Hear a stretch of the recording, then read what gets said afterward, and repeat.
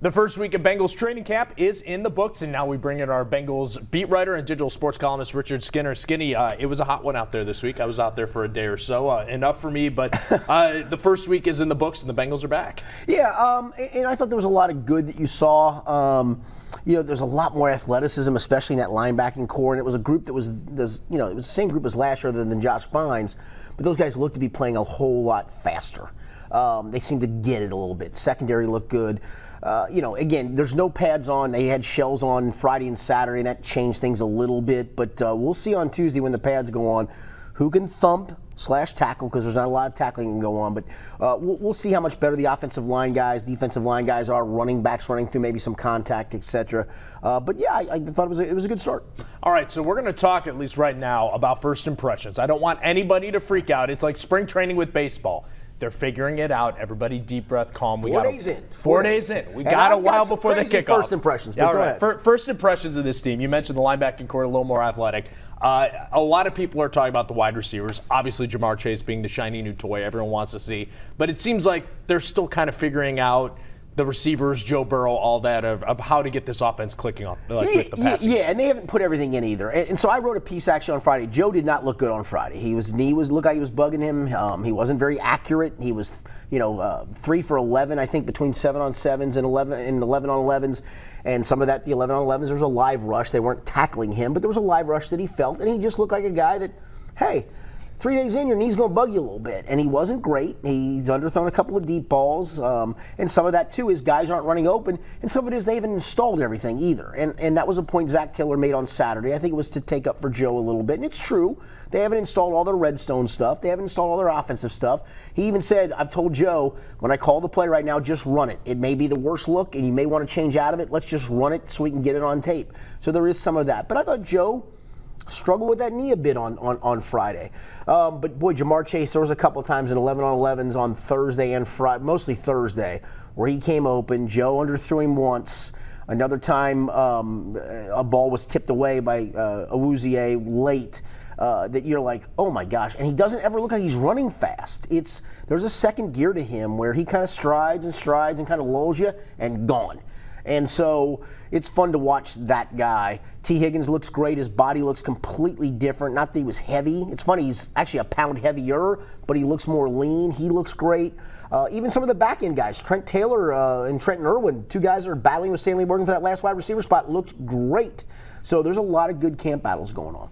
Jamar Chase is going to be the one that everyone focuses on, not just because he's the rookie, but because this season hinges on that decision they made back in the draft with Penei Sewell and Jamar Chase. As it stands right now, do you think he's living up to the hype? And I know we're not going to know for sure until those pads get on, but it seems like he at least passes the eye test. Yeah, absolutely. I mean, his lower body, he looks like a running back playing wide receiver, and that sounds awful because usually you're like, ooh, that's probably not good. You want a wide receiver to look like a wide receiver. But he's really athletic, great upper body, great lower body, runs good routes. Again, he went around Awuzie on Thursday, and it was almost so silly. You're like, how did that happen that easy? And Joe didn't make a very good throw, and I'm not expecting that right now. But it was pretty impressive to watch him do those kind of things. And so, yeah, the big part right now is the Jackson Carman pick, because there's a lot of pressure there, and he started with the third teams on the first day, and I think there was a message sent from Zach Taylor before we saw him with the third team that day, basically saying you need to be a little bit more of a pro, my man.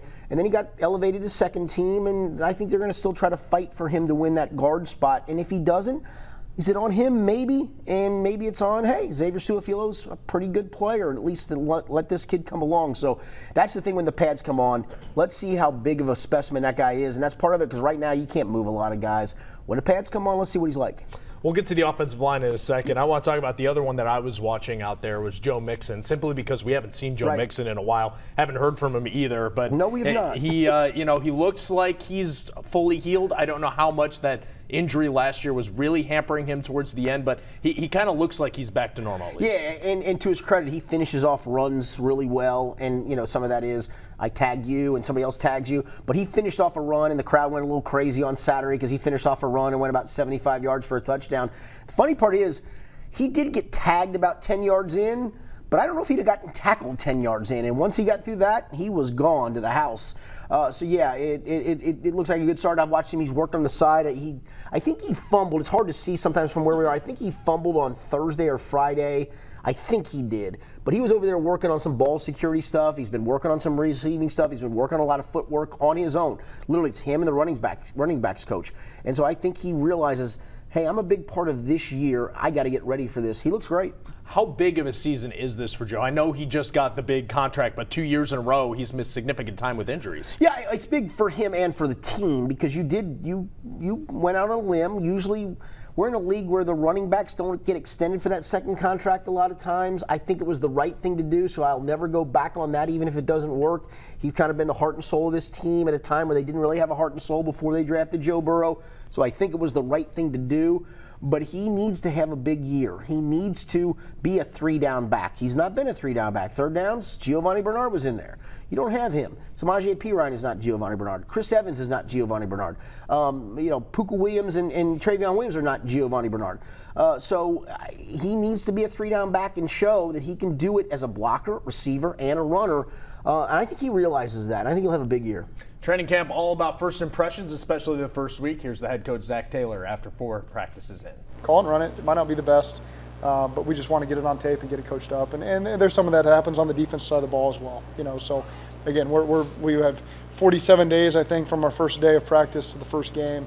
We're only 3 practices in, so we got a ways to go. Okay, Skinny, the big question everyone has for this season, and really to me it's the make or break. They got all the shiny toys. Do they have the big uglies up front, the offensive line? And it seems like they're rotating some guys around it, and they're shuffling some pieces so far. Yeah, and I get that. You're trying to they're not completely settled at guard. I think Quentin Spain's probably won the left guard, and just to get people refreshed, the 2 tackles are etched in stone, barring injury. Jonah Williams on the left side, Riley Reif on the right side. Trey Hopkins has not played a lot of 11. In fact, he's played no 11s yet. I think he'll start to do that when pads go on. He's coming off knee surgery. So he's your center. So now where are you at guard? You drafted Jackson Carman. You're hoping he gets in. As we talked about earlier, he's not quite there yet. So it's Quentin Spain and Xavier Su'a-Filo. They have not performed great to this point in camp, in 4 days of camp. Like I said, there's no pads, so you got to temper this a little bit. But they are, excuse my French, getting their blank kicked at the moment. And maybe that's some of it is you got a lot of shiny new toys on the defensive line. I know we're not talking about them this week. We'll talk about them in the future. But that defensive line group has really played well to this point. So that's usually the yin and yang, secondary versus receivers. Offensive line versus defensive line. You go, oh, they stink. Oh, maybe they don't. Maybe that group's better. There's a lot to sort out, and you got another 10 practices, 9 practices before that first preseason game, and then we see for sure who's going to sort themselves out. I do think Jackson Carman's got to be in that mix to play guard. The center position, we got the interesting news when the PUP list came out. Trey Hopkins says he's not on it, says he's 100%. As you said, hasn't gotten much 11-on-11 practice. Billy Price has.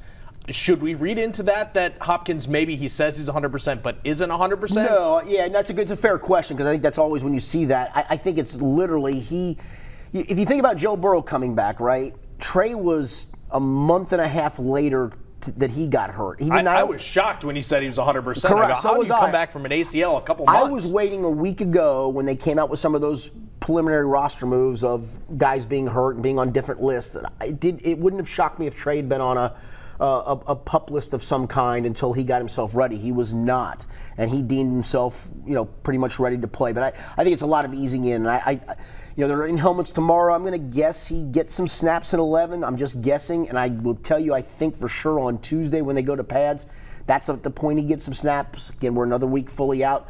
But I think the thing to read into it is, remember they signed Gaylord. They were brought in Austin Reeder, at least in theory, for a visit. It sounds like to me once that visit came and went and they didn't sign him that they're comfortable with Trey and probably with Billy as the backup. New face in the offensive line room is Frank Pollock, the offensive line coach, and he seems to already be making an impact at Paul Brown Stadium. When they get to the game, I want those guys to just trust what they've been working on, their training, their habits, and just pin their ears back and play free, consternation free, no stress. If they're consternating on stuff, worming over things, stressing, that's my fault. I want these guys to play fast and free.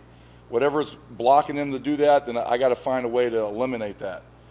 Okay, first week is in the books. We're heading to the next week. The thing that I'm looking for is when are they finally going to sign Jesse Bates? It sounds like everyone's optimistic it's going to happen soon. Yeah, and the funny part is he's practicing, and that's always that dicey spot. I remember, last year it was, will Joe practice if he hasn't signed? And I get it. You get hurt in camp, and you get hurt severely in camp. There's your bargaining chip. There's your bargaining chip gone. And Jesse's practicing. He even though said, I'm trying to make sure I don't put myself in a position to get hurt. And you're probably not in those first 4 days because there is some contact, but it's not very much. And there's no full pads. There's a little bit of shoulder pads. This week when it ramps up, they're going to be in full pads. They're going to expect you to come up and thump. You're not going to probably take anybody to the ground, but they're going to expect you to come up and thump. To Jesse's credit, he wants to participate. He wants to practice. I think it tells you all you need to know about Jesse Bates. But I'm with you. It sounded like he felt pretty good about it. Talking to Duke Tobin was kind of diplomatic at the luncheon about that's a Katie Blackburn issue, not me. I don't think it's going to be this week. And if it does, it does. But maybe not this week. They're going to get something done. It's impossible not to. He's a 24-year-old kid who still is ascending in this league. We're not talking about some 32-year-old guy. In theory, there's some guys coming out of the draft that are 24. This is his fourth year at 24, and he gets better and better every year.